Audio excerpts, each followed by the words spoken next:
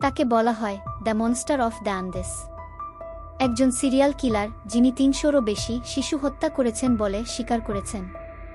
নাম তার Pedro আলানজো Lopez. ১৯৪৮ সালে কলম্বিয়ার একটি ছোট শহরে জন্মগ্রহণ করেন। কঠিন শৈশব, যৌন নির্যাতন আর সহিংসতায় গড়ে উঠেছিল তার বিকৃত মানসিকতা।